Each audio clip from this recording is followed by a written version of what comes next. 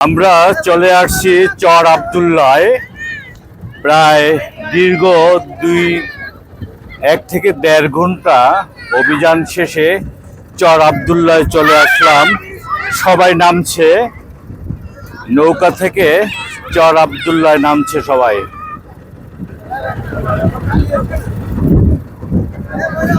কিভাবে সবাই নামছে একটু দেখাচ্ছি। চর আব্দুল্লাহ নামছে।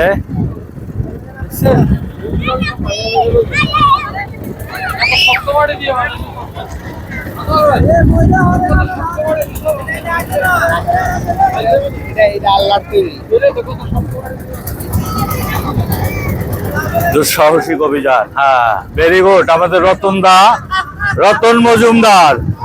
এইবার শফিক ভাই ঢাকা থেকে আসছেন, উনি চর আব্দুল্লাহ নতুন মেহমান।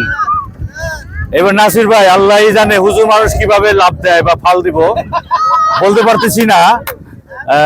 হুজুর মানুষ কিভাবে যে নামবেন, পিছনে পড়ে গেছেন।